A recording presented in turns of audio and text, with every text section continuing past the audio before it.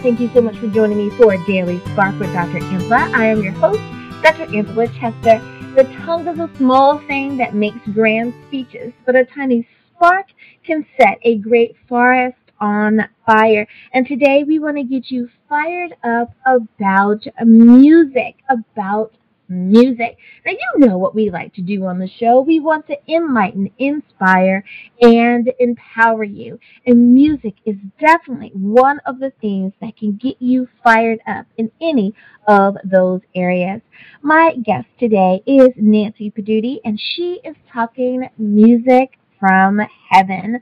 The Lord has given her 7 biblical cantatas and has inspired her with 4 dramas since 1979. 3 have been performed in Silver City, and 8 have been performed in India.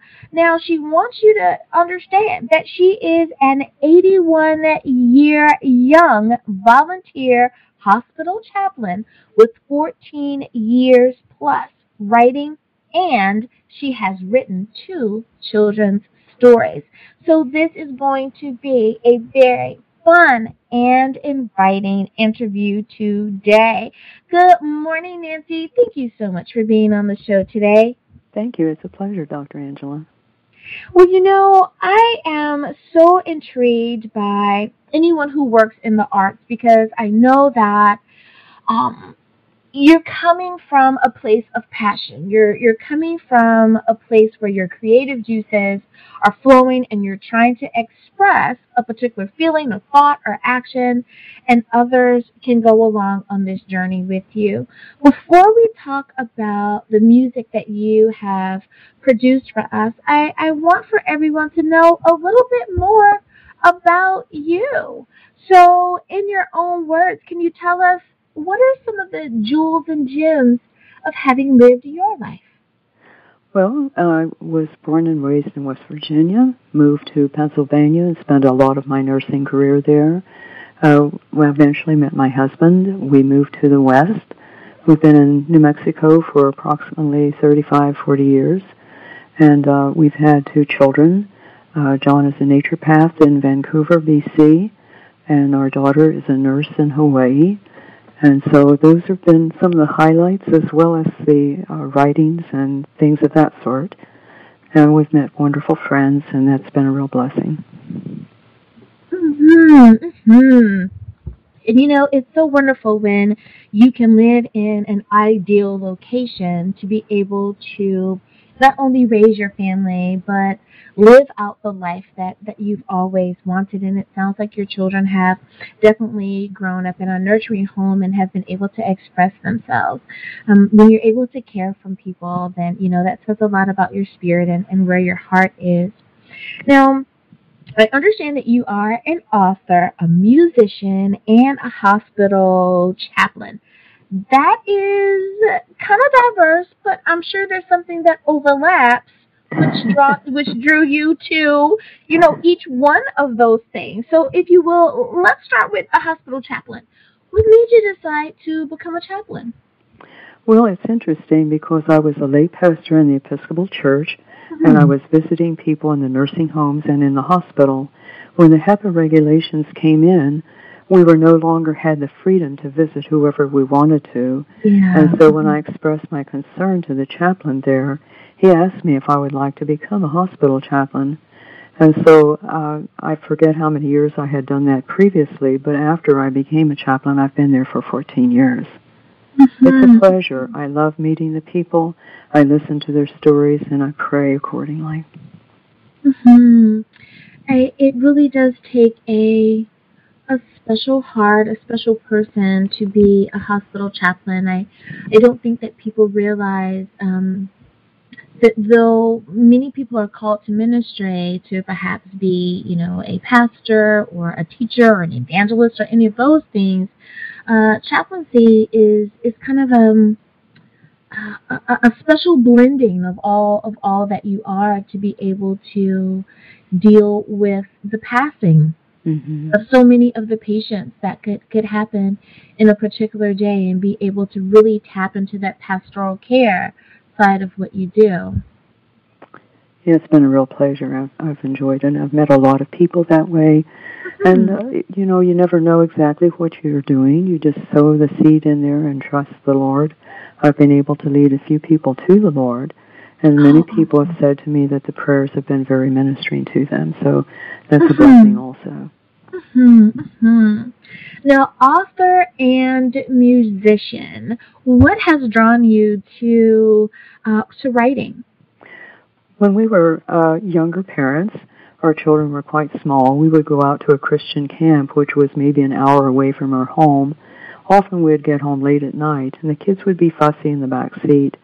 In desperation, I cried out to the Lord and said, what do I do to calm them down? And he began to give me this little story about Jose the donkey, who was balking on his way home. He loved to go to festivals, but on the way home he'd get all tired. And his master, Jose, would encourage him, just wait till I get you home, and I'll give you some nice water and some nice hay, and you can go to sleep. Well, over the years, the story kind of enlarged a little bit. A wonderful gal who does great artwork did the illustrations for me, and so Jose the donkey was born. Humphrey the humpback whale came similarly. The children were still young, and I had seen a story about how difficult it was for the whales migrating and the dangers that they were exposed to. And so again, I began to see this story just begin to unfold from the whale's point of view. And so the mother and the baby were on their way. He gets caught, and the rescue happens, and so the children were enthralled with this. And again, the illustrator did the beautiful drawings and watercolors for this. It sounds so adorable. I love it. I love it. And there's something like little animal stories for children. It's so incredibly universal for them that they're able to understand and follow along. It's just really amazing. I once wanted to put scriptures in them, so that they would understand that God is the Father, and He watches over us as well as His creation. I was going to ask, have you done any books that were, since those were children books, have you done any books that are for adults or for older children? No, I haven't at this point, although I do have partially done one called Fred Frog. It's not been completed. It would be for a little bit older age children. The other writings that I'm hoping to do at some point would be like Bible studies or Bible interpretations and things of that sort. Oh yes, that would be nice. I can see that. Now, music. We cannot forget about the music aspect of what you do. What originally drew you to the art form of music? Well, I started piano when I was about age 8. My father got a piano in, and he was a musician himself, led a choir in their little community, male choir. And he tried to teach me music, but I had I had a mental block against the timing. And so in later years, I could play the piano, and I certainly could, with help, be able to follow timing and things of that sort, but it was not my gift. So when I had this dream, which turned into a vision, in 1979, I believe it was, I saw people walking across the stage in costume, and I said, what is this? And I heard in my spirit, it's a cantata. And I knew that was something musical, but I didn't understand it. And the Lord said to me, in the morning, when you have time, look it up. And it was an art form that had miming, it had music, it had instrumentation, and a narrator. And so this was actually what happened. And he told me this would be performed the following year at the Fine Arts Auditorium. After the vision, in which he showed me all kinds of details about how I would do this passion play set to music, in the next months, he began to give me music. Well, I didn't know how to write music. All I could do was make circles on music staff paper. And I have worked with 5 music majors over the year. In fact, I'm working with one currently. And they listen to me play the piece, and they correct the timing or put it in the beginning. Adele now is working to correct some of the timing, but in the beginning it was just putting in the bars and tails and measures so somebody else could read the music. So it's been quite a journey, Dr. Angela. It's been amazing. I can imagine. I don't think that people really understand that when you have been given music, what that means fully. We tend to just appreciate the fact that you were able to write it down, get it out of your head, and onto paper, or be able to play it so that we can enjoy it. Music is just such a beautiful way to bring people together. Mm-hmm. And it doesn't matter your ethnicity, it doesn't matter where you are in the world. Everyone can listen to a particular song and then share about how it has moved them, or helped them through a particular time. In your visiting with those who have purchased your music, have you found that people were so willing to share with you what their experience was having listened to your music? Well, nothing has been published as yet. I just recently cut a CD of a performance that I did in September, a message to the churches. We haven't even got all the labels on yet, but we're working on that. Right. And what's happened is when the people hear the music, it is electrifying to them because it's otherworldly in many ways. Each of the cantatas have been quite different in their thrust and their presentation. The music in every one is totally different. And as I said, there have been 7 different ones. And when we had the first one, we've only done 3 performances in Silver City. One was done in El Paso, Texas, in their amphitheater, which was quite extraordinary. The people who have been part of that forever hear that music play in their minds when they read the scriptures. The scriptures come to life to them in a way that they hadn't experienced before. So in that respect, yes, I've had feedback, but no, nothing has been published as yet. Okay. Well, I want to make sure that before we go to break, that people are able to keep up with you, that they're able to purchase a copy when it's the appropriate time, they're able to find you online. What is the best way to do that, Nancy, please? There's 2 ways. I am on Facebook as nancy-pidutti. I am at gmail.com, npidutti@gmail.com, and that's PIDUTTI @gmail.com. They can contact me in that way. Jose the Donkey and Humphrey the Humpback Whale are both out with Barnes & Noble and Amazon, and also at Westbow Press. So it's possible to purchase them and look them up and get a little, they give you a peek inside the books in Amazon and Barnes & Noble, so you can open it up and see some of the illustrations and a little bit of the storyline. I love it. I love it. Well, alrighty, listeners, it's time for us to take a very short break, but when we get back, we will continue talking about music from heaven. We'll be back right after this.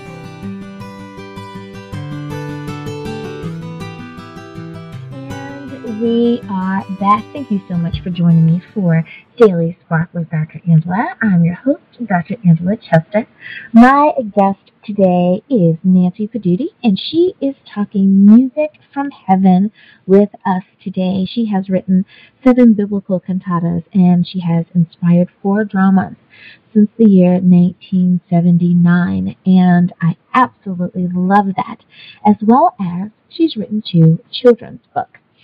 So, Nancy, how did you become involved in doing dramas in India? Well, it's an amazing story. We had a friend. We had formed a little organization here, nonprofit, and that's since been gone, by the way. But at that time, Ralph Hensley was a Presbyterian pastor who was on my board of directors. He had a friend in Santa Fe who had gone over to India and taught in the Bible school that Harvest India had. Now, Harvest India was actually started by Suresh Kumar's mother. She was a Bible woman who was also a nurse, and she would travel around to the different communities and teach the women the Bible. And so when Ed went over to visit Suresh and his ministry, he told us when he came back, told Ralph, that they needed bicycles and drums. And they needed drums to be able to call people to come to the meetings, and they needed bicycles to get around to the different communities for transportation. Ralph suggested that we do a couple of bicycles, and so we did. I sent off to Suresh this money. He writes back about a month later and said, "Who are you people?" But I told him one of us was a local judge, a couple of real estate ladies, my background, Ralph, not much of a board, and that we felt like we wanted to help out his ministry. And just at the bottom, I put down how I had this vision, this dream, that the dramas would be produced in foreign countries in their language with their people. Now, another month went by, and I heard from Suresh, and he said, I've got your dream, your vision, I'm coming to visit you. I was totally shocked. When he came, because he lives, was the main one that we had done, a passion play set to music, and he felt that was too complicated for them, but he could take back Story of Ruth. And they translated it into Telugu, which is their language, and it was performed in the state of Andrah Pradesh. I actually went over with 2 other people, and we saw it performed out in this field on platforms with particle board and pipe that they had made, and with, kind of a curtain across the front. We were honored guests, and so they had stuffed us into these saris and pinned us together. We were sitting on rather old folding chairs, and the others were seated on like plastic burlap type of bags, feed bags that had been opened up. They were sitting on the ground watching. In the midst of the drama where they did the harvesting, there's kind of like a dance movement that they do, and I'm watching these boards sway up and down, and I'm praying very hard that they don't fall. But that was an amazing first experience, and from that, they could not do the music, so I had to translate all of them into dramas. So everything has been done. And so they are now performing various different ones around the clock, and his ministry has grown to the point where they actually have 2 drama teams. One is a young people's drama team that does some of the simpler dramas, and one is an adult team that they go out. They put on the drama, and then they have an evangelistic service, and then he'll do it in a serial form. Okay, we've done this part. If you'd like to see more, come back tomorrow night. And so it's been an extraordinary. I have no idea the numbers of people who have come to know the Lord from this behind the scenes. He calls me his unseen blessing, and I have no idea what all is happening in India, but I do know that it's been extraordinary. He's carried the vision much farther than I ever dreamed.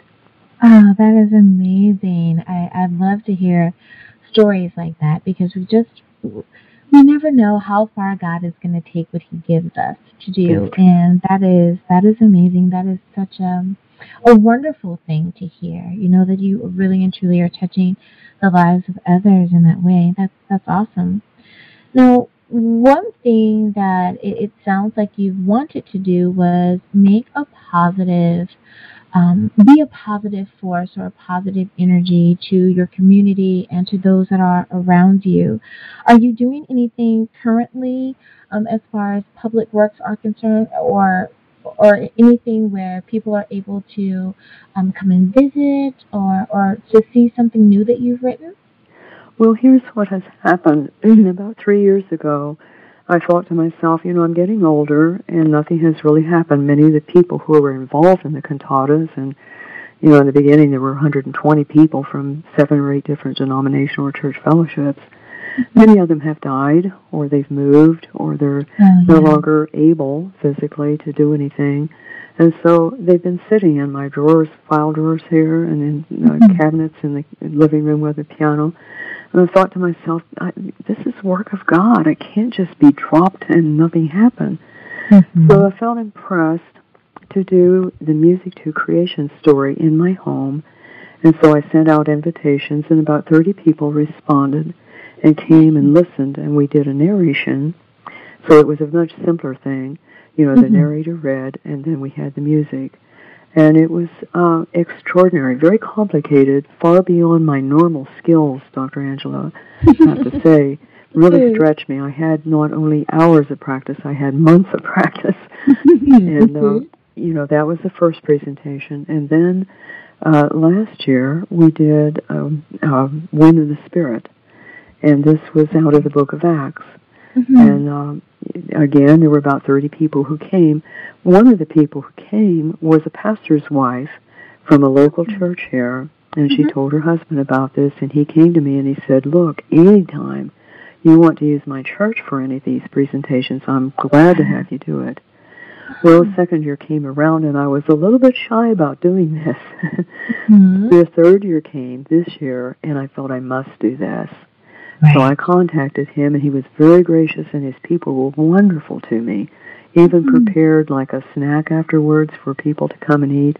But this one was message to the churches, and I felt such an urgency to present this because I feel the sense of the times is getting so short and so intense, and there's such a polarization going on, and I felt it's vital for Christians to really hone in on their commitment to the Lord, get their act together, and really begin to live for Him, and do the things that they know that they're supposed to do, but they get too busy. They get too occupied with the ways of the world. And so Message to the Churches really addressed that. And it was from the book of Revelation, from the first verse to the end. It wasn't the whole book. It was 40-some pieces of music. I think it was 46. Wow. And it wove a story that this was what Jesus wanted people to know for now, at this time, in the era. And so it was very powerful. And although there were many other events happening in town that day, so there wasn't a huge crowd, but there were 50 at least. And again, the people were very responsive, and I still get glowing reports from that. That is a nice-sized crowd. Yeah. That is a wonderful turnout. I don't think anyone's going to sneeze at 50 people. You know, I remember first starting out and having, 5 people show up, and you go, well, praise the Lord for these 5. I will, you minister to those 5. So 50 is a lot of people. That's a great way to share the word, because those 50 people, if they just tell one other person, then 100 people have been affected by what you've done. So that's amazing. Well, once these people get their CDs, they can pass them on to friends and relatives too. So I don't know what the end result will be from that. But a lot of people have been affected over the years because, as I think about the different sizes of the casts and things of this sort, just here in our community, there have been probably a couple hundred people who have been involved actively in performance, that some of them were new to different different ones of the cantatas. And in India, I have no idea. And so, I just have to trust the Lord for the outcome on all of this. Now, with everything that you're doing, as far as preserving and presenting and making sure that this is able to get to as many people as possible, are you considering other ways to present your ideas, not just in CD, in DVD, in video? Have you gotten to that point yet, or are you kind of just comfortable with, as the Lord leads me, that's what I'll do? I'm not sure what to do on that, Dr. Angela. Bo presented to me the idea of getting a website up. I have not had a website. I did have a blog years ago called, I think it was Desert Mother or something like that, and that really didn't go anywhere. And so I really haven't known how to promote these things. We have a busy life. I have 2 children from a previous marriage, and there's, activity between the grandchildren and all. And so everybody lives so far away.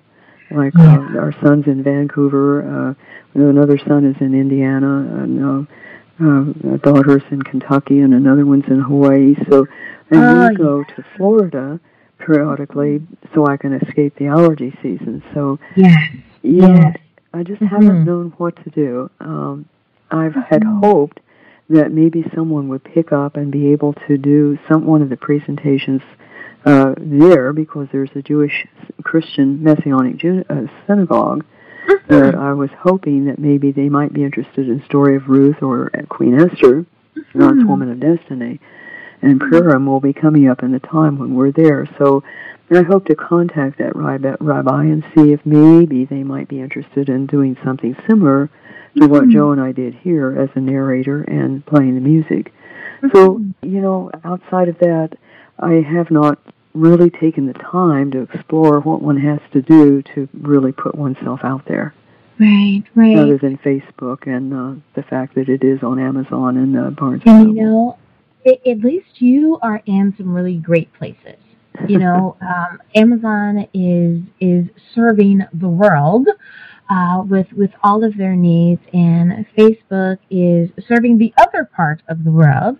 So at least you are in two really great places. And like you said, the fact that you have the CD and all of that, it is definitely going to continue to spread. And I think that you're doing a really great job. And listen, you're already on radio, so you have that many more thousands of people that are about to hear about what you are doing. So you're definitely making more headway than you can imagine. And I just love that God is able to do such awesome and great things.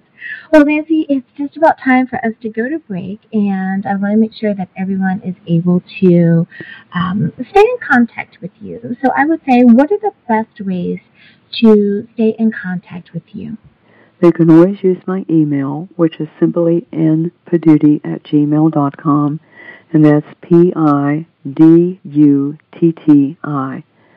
P as in Peter, I, D as in David, U, T as in Tom, I, @gmail.com. All righty, listeners, we'll be back right after this.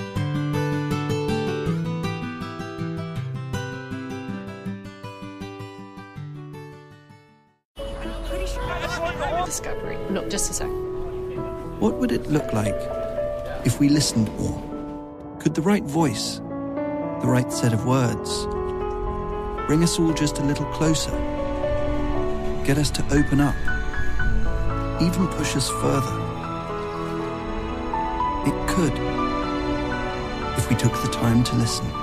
The most inspiring minds, the most compelling stories. Download Audible and listen for a change. Hi everyone, Dr. Angela here. Did you know that Daily Spark is now on Facebook? That's right, you can visit with me at facebook.com/Daily Spark with Dr. Angela. I want to know more about what you're thinking.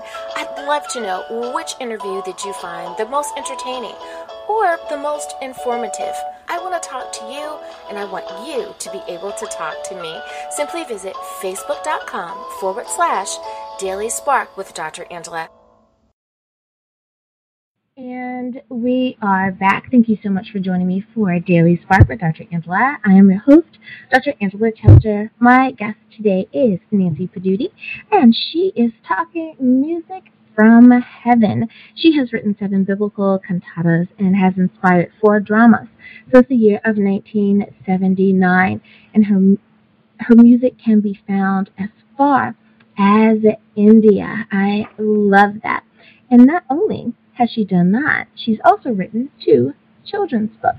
So this is a lady on the move. She is definitely seeing the change, and I love it. Now, we kind of talked about this a little bit earlier in the show, Nancy, but just in case we had someone who came in a little bit later, one of the things that you did was you were a hospital chaplain. How long were you a chaplain, and do you think that you still, in a way, operate in that capacity? Oh, absolutely. In fact, I work today because it's a small hospital. It's a local hospital here. I work maybe a couple of hours, depending on patient load. And there's another hospital chaplain that works with me, so we kind of split up the numbers of patients that we see. I see. And it can be everywhere. Like I had a little guy that was a little over 2 years old, about 2.5, up to someone who's 87, so you never know the age group that you're going to be working with. I've had people who were patients who would see my cross and say, "Oh, I don't want any of that, get out of my room." And that happened to me once, and I got tickled, and I said, "Oh, well, I hope you have a good day." And the man said to me, "I didn't tell you to talk to me, get out." And so I started to laugh as I walked out of the room. But, I've had the opposite, which has been people who have reached out and hugged me because they've been so grateful, So I love the work that I do. And, it can be anything from a cowboy who's been riding the range and has been waylaid out of the saddle to a woman who's borne many children and, having to have surgery for various reasons. Yeah. And so God has, because I've worked with so many people over the years, through the cantatas, and I taught health classes and seminars, so sometimes I would have 30 or more people who would come to the Christian Center where I gave a seminar, 2 or 3 day seminar, and sometimes in my home. But I've worked with so many people over the years that it's given me a real sensitivity to the different dynamics that are happening in people's lives. So I always ask them what their story is. What's going on in your life? Why are you here? What happened to you? Did you come in by ambulance? Did you come in to see the doctor? Did he put you here? Tell me your story. And when I listen to their stories, the Lord will often quicken to me how to pray for that person. And sometimes, in the Scripture it talked about, Jesus said, he always did what he saw the Father do or what the Father told him to do. Dr. Angela, this is the most amazing thing. There are times when I will be there, and I've always said to the Lord, I don't know what I'm doing here. Just please, through your Spirit, just lead me. And as I start to pray, I'll hear a phrase. A phrase will just go through my mind. And I find myself praying those phrases, and there'll come another phrase, and then another phrase. And so it's just, he's given me these beautiful concepts of prayer that just kind of string together like beads on a necklace. And then the people often will say, what a beautiful prayer. And I don't take any credit for that because I'm just doing what I hear my Father say to do. It's an amazing experience. And how calming that must be for someone just to be able to feel the love in your prayer and to know that your prayer is being so powerful at that moment because you're doing what Holy Spirit has led you to do. So I can just imagine. I wanted to comment on the person that says, hey, get out of my room. I find that to be so funny because I don't think that person, be it literally that person or people who do that, realize that when you work in that capacity, it doesn't stop you from still saying, bless the person in this room. Yeah, that's true. That's true. I've often had to do it in silence outside their door. Right. It's like you're still not going to stop. No. The people who have come to pray for you, even if they just walk past and just touch your door and say, help this person, it's really funny. So know that there are some silent prayers being prayed, even for some folks that try to be difficult. Sometimes it's still being prayed for. That's so funny. Now, when you talk about dreams and goals, when it comes to music, are there any particular dreams or goals that you're still working on or that you're about to experience? Well, Dr. Angela, my dream has been that Silver City could become a town in which dramas and musical works could alternate throughout the years. Aberammergau and the place in South Dakota, and I think Spearfish, South Dakota, and other places have sometimes had biblical dramas, and I know that there's one in Florida. And, there was a personal friend who had been in my cantatas.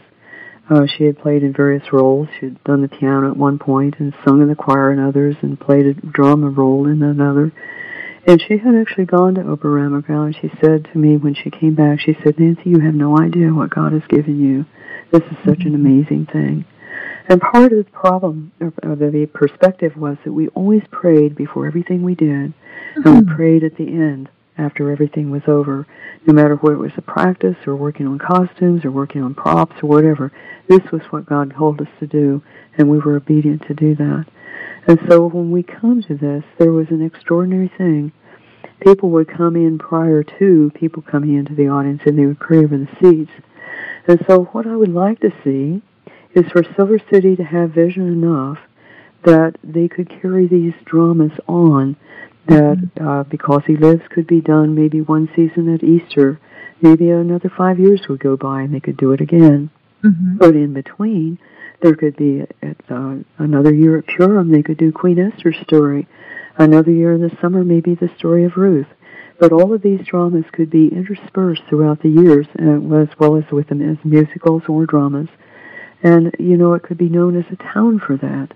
Mm-hmm. The other thing is that the dramas continue on in India, and part of my dream and vision still is that other nations of the world would translate it into their languages and perform it with their people. And, we never charged for anything that we did. Mm-hmm. Everything was done as volunteer.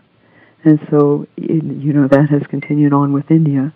So when he has taken my little books, the drama book, the Jose the Donkey and Humphrey the Humpback Whale, mm-hmm. he took the color out, translated them into Telugu, and he has this enormous number of children now. I think there are about 3 orphanages and maybe close to 1,000 children. Mm-hmm. And they gave them then to them in their schoolwork, and also they have a summer vacation Bible school, and they use them as coloring books for them. And it's just, it's amazing to me. But I'd like to see that go on in both ways, in both venues. Mm-hmm. Mm-hmm. That is so beautiful. I love how creative people can be, and especially when it comes to things that are dealing with children. That there are such beautiful ways that you can express yourself, and children are able to really kind of tap into that intention that you're trying to share with them. And I mean that intention of love or hope or grace or, whatever the theme or the topic is that you're talking about. They're really able to pick up on that in such a beautiful way and change their lives. I think that all of us have an experience where we can say, I remember singing this song in Vacation Bible School or in summer camp or Sunday school, or we have a book that when we were in elementary school or junior high, middle school, whatever you call it where you live, that you were able to say, that book opened my mind or it changed my life. And I remember that experience. So that is amazing. Now, thank you. I know that we are not quite at the end of our time today, Nancy, but I want to give you ample time to be able to share the way that you would like to share.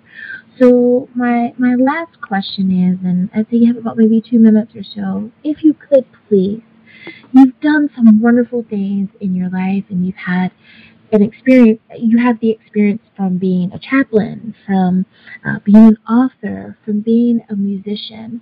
What are some nuggets of wisdom that you could just share with our listeners today about how to live their best life?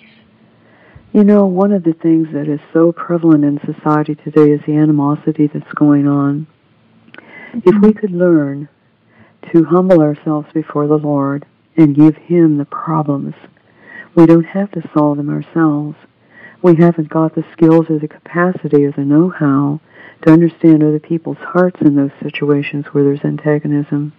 And so if we give the problem to the Lord, He is able to take that, and He's like our chief burden bearer, and He's the co-worker who works with us in all things. Mm-hmm. And so if we give Him the problem, then He can solve it in His way, in His time, sometimes outside of us. Sometimes He can make our enemies become our friends. Mm-hmm. But to be able to forgive and to let go, otherwise we carry that person or that situation like a monkey on our back, and it torments us, and it can affect our health. I was talking to a patient today who was very aware of things that had happened to her she held on to, and it was affecting her physical body. Mm-hmm. If we can let go of those things and give them to the Lord, He will then give us in exchange the peace that passes human understanding, and it can rule and reign in our hearts. And that's an extraordinary gift. That's probably the thing that comes to me the most, is if we can learn to walk in love, if we can learn to lay down our wants and desires, I can remember a time in my life when the magazines began to promote the idea that women should be kind of pushy about what they wanted and things of this sort.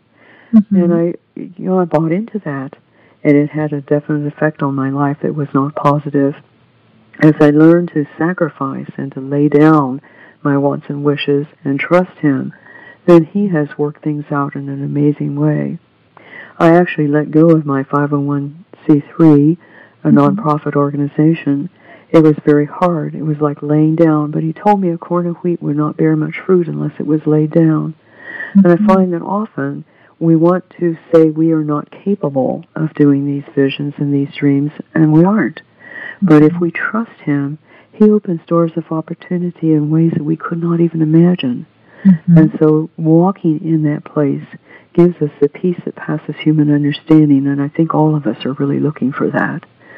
It requires being able to say, there's something greater than me. I'm not really on the throne.